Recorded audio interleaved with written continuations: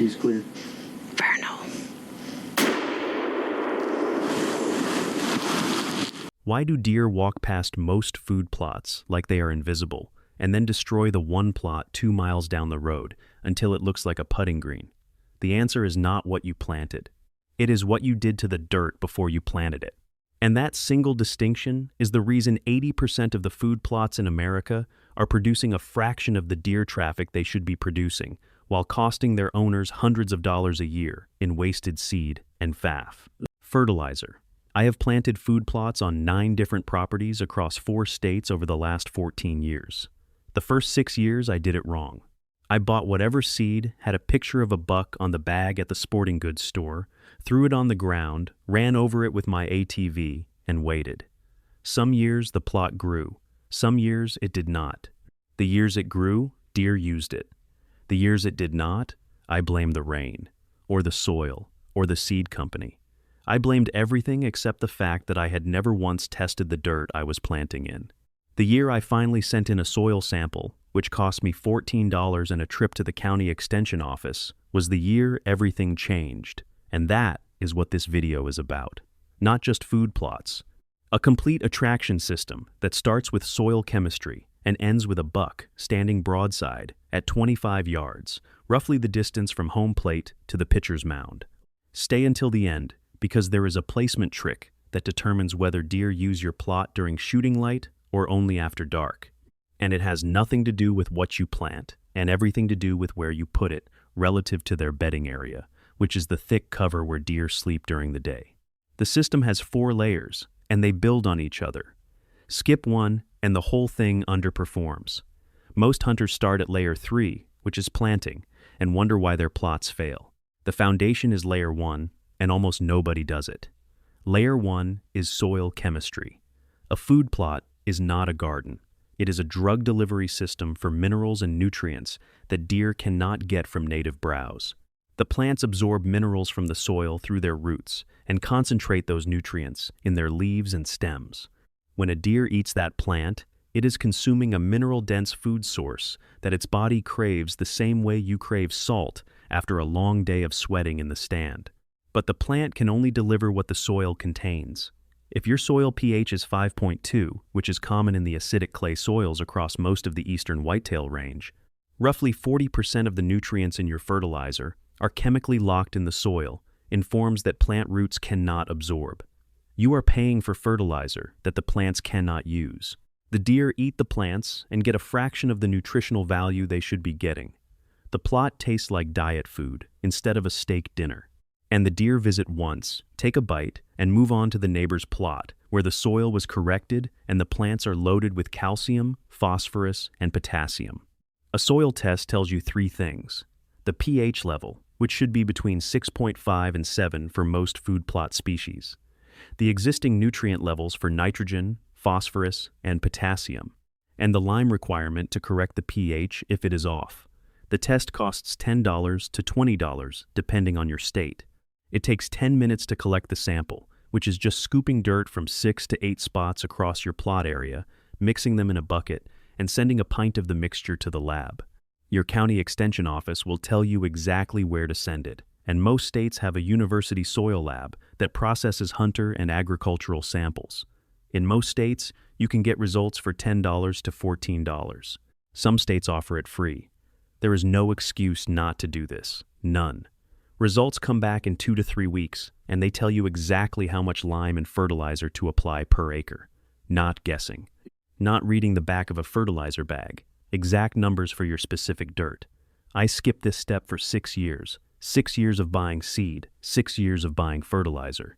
6 years of watching half my plots fail, and the other half underperform. When I finally tested the soil on a plot in Pike County, IL, the pH came back at 5.1. The lab recommended 3 tons of lime per acre to correct it. 3 tons. That is a staggering amount of material, roughly the weight of 2 full-size pickup trucks dumped on 1 acre of ground. I spread the lime in February, planted in April, and by July, the same plot that had produced thin, yellow, struggling clover for 3 years was a thick green mat of white clover that deer were hitting every single evening. The clover was growing so thick, I could not see dirt between the plants. 3 years earlier on the same plot with the same clover seed, the plants were sparse, yellow, and the plot was half weeds. The soil pH made all the difference. I am not a soil scientist. A biologist would probably explain the ion exchange and nutrient availability curve better than I can. But I know what I saw, and what I saw was the exact same seed producing a completely different result after one variable changed. Same seed, same fertilizer rate, same plot, different pH. Think about that for a second. 3 tons of lime, 6 years of wasted effort, all because I refused to spend $14.10 collecting dirt. My wife watched me load another $80 worth of seed into the truck that 7th spring and asked me if this year was going to be different. I told her I finally tested the soil. She said it only took you 6 years to try the obvious thing. She was right. I ran a cut-back camera on that plot for the full month of July, and the photo count went from roughly 8 to 12 deer photos per week the previous summer to over 40 per week after the lime correction. I will be the first to admit that is one camera on one plot, and it is not a scientific study. But the difference was visible from the truck 200 yards away. The plot looked completely different. The plants were taller, greener, and the deer were hammering it. A guy on the Whitetails Unlimited forum ran a similar test on his property in western South Dakota and reported nearly identical results. His pH was 4.9, his lime requirement was 4 tons per acre, and his clover plot went from what he described as a patchy embarrassment to the best-looking half-acre on his property within one growing season. One soil test, one lime application. Everything else stayed the same. Everything in this video, plus 60 more field-tested techniques, is in the Buck Hunter's Bible. 90 pages of deer behavior science, scent control, scouting methods, stand placement, and rut phase tactics with a quick reference card you can take to the stand. Link in the description below, QR code on screen. Layer 2 is species selection, and this is where most people go wrong, because they buy what the marketing tells them to buy instead of what the biology tells them to plant. There are 2 categories of food plot plants, and you need both on your property. The first category is perennials, which are plants that come back year after year without replanting. White clover and chicory are the 2 best perennials for whitetail plots. White clover fixes nitrogen from the air into the soil through a bacterial process in its root nodules, which means it actually improves your soil while feeding deer. Chicory is drought-resistant and stays palatable, meaning deer want to eat it, through late summer when most other plants are tough and bitter.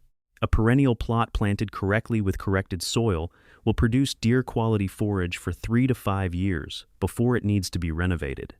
The second category is annuals, which are plants you replant every year. Brassicas like turnips, radishes, and rape are the heavy hitters for fall and winter attraction. Brassicas do something unusual. They taste bitter to deer until the first hard frost, which is a night where temperatures drop below 28 degrees Fahrenheit, cold enough to freeze a water bucket solid. After that frost, the plant converts its starches into sugars as a freeze protection mechanism, and the leaves and bulbs become intensely sweet. A brassica plot that deer ignore in October becomes the most popular restaurant on your property by mid-November. I planted a half-acre plot of purple top turnips on a lease in SW, Missouri 3 seasons ago. From September through the 3rd week of October, the deer walked past it to get to an oak flat 300 yards away, roughly 3 football fields. The first frost hit October 24th. By October 28th, every deer on the property was feeding in that turnip plot, and the oak flat was empty. The Bushnell camera on the plot edge went from 4 photos per week to 30 photos per week in 4 days. Same plot, same seed, same deer, different sugar content. Timing matters more than species. Plant your brassicas too early and they bolt, which means they go to seed and become worthless. Plant them too late and they do not reach maturity before frost. The window for brassicas in most of the Midwest and Mid-South is late July through mid-August. Count backwards 60 to 90 days from your area's average first frost date, and that is your planting window. For clover, plant in early spring as soon as the soil temperature reaches 50 degrees, roughly when you can comfortably hold a handful of dirt without it feeling cold, or in early fall during September. Fall plantings establish better in most areas because weed competition is lower and fall rains provide consistent moisture. A buddy who runs a small outfitting operation in SE, Minnesota, plants all his clover plots in mid-September and says the fall establishment rate is twice what he gets from spring planting. Same seed, same soil prep, just different timing. I trust his data because he has been planting the same 6 plots for 11 years and tracking results on every one. If you can only plant once per year, plant in early fall.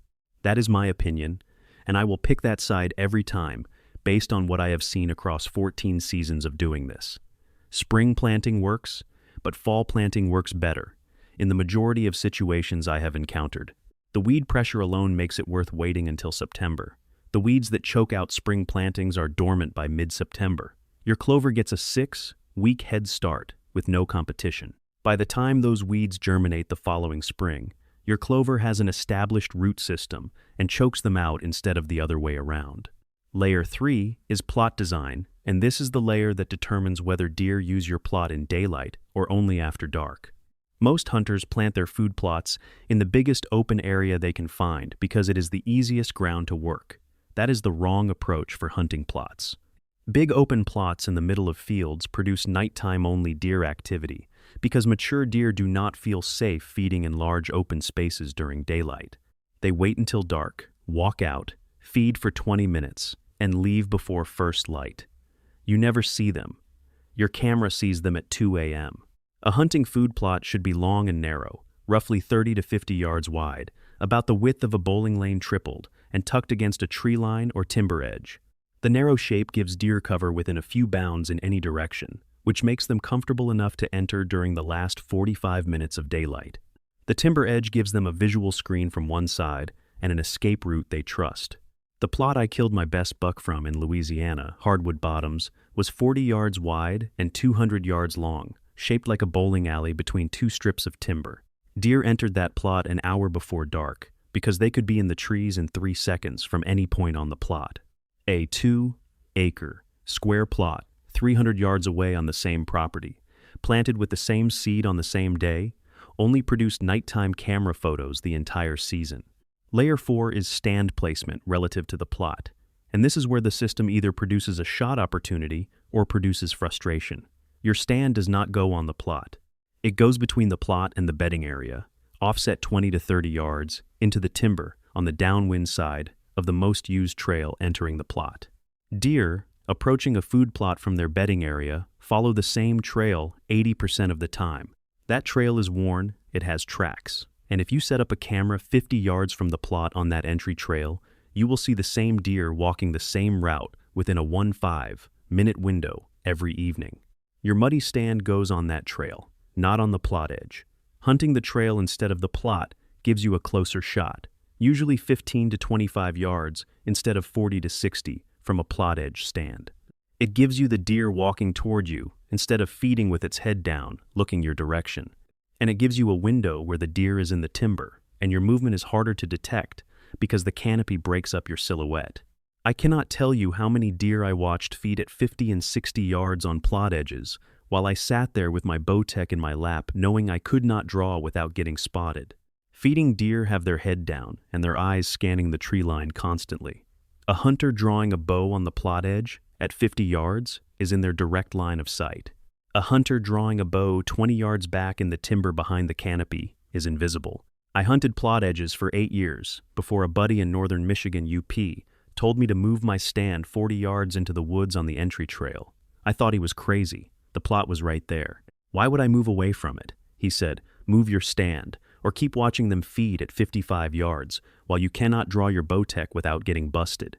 I moved the stand. First sit at the new location.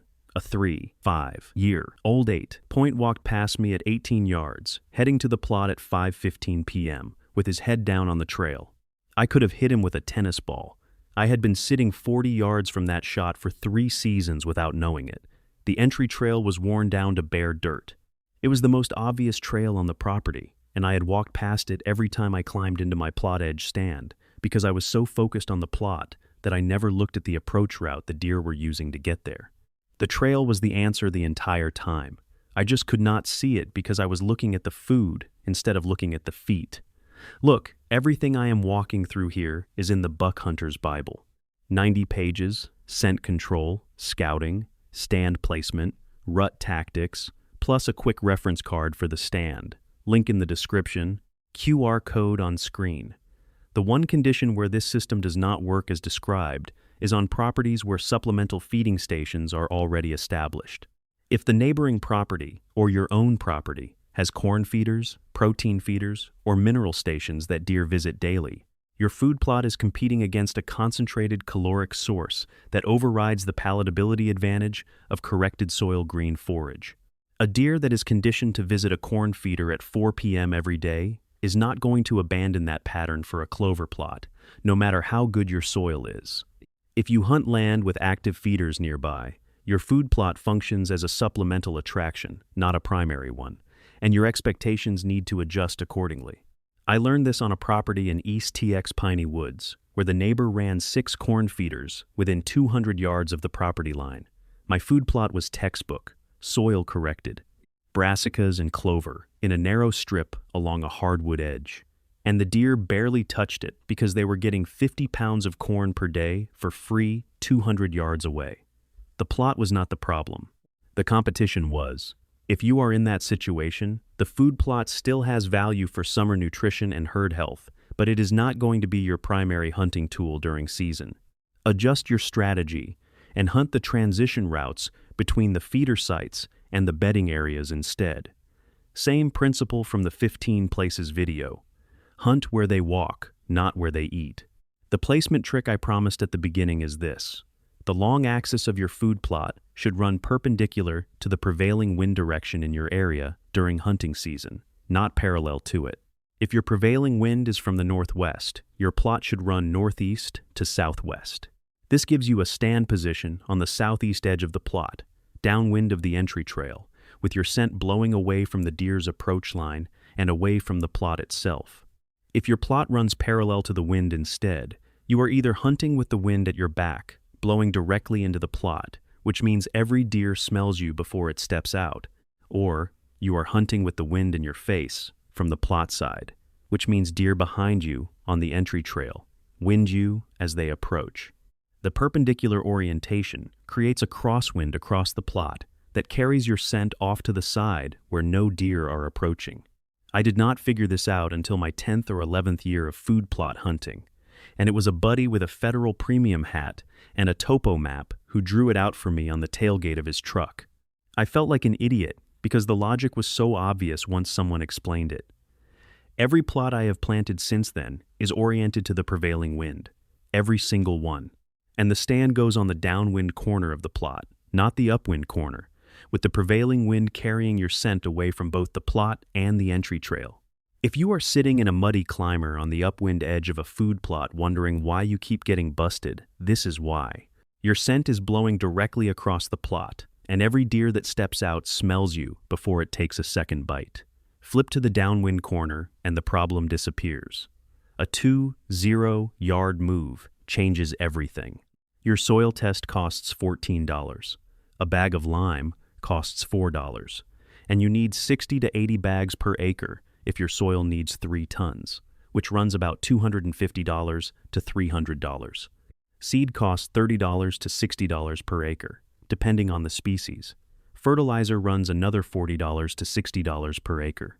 Total cost for a properly built half-acre hunting plot is in the range of $200 to $250, including the soil test. That is less than the cost of 1 case of commercial deer attractant spread over a season, and the food plot produces for 3 to 5 years if it is a perennial planting. The attractant jar is empty in November. Over 5 years, a properly maintained half-acre perennial plot costs you roughly $500 total in soil amendments, seed, and fertilizer. 5 seasons of commercial attractant at $30 per month from September through January runs $750. The plot feeds deer year-round, improves soil health, and holds deer on your property 365 days a year. The attractant feeds deer for 3 days per application and disappears. The math is not close. The guys who figure this out stop buying bags with pictures of bucks on them and start buying bags of lime from the farm store. They stop spreading corn in piles and start correcting soil.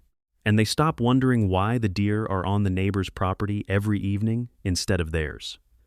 The difference between a property that holds deer and a property that deer pass through is not luck, and it is not acreage. It is whether the soil under the food is producing plants that are worth stopping for. Correct the soil, and the deer will correct your camera count. And once you see a mature buck walk past your stand at 18 yards on the trail to a plot you built with your own hands, you will understand why the guys who know this system do not talk about it at deer camp. They just quietly fill their tags while everyone else argues about which attractant to buy.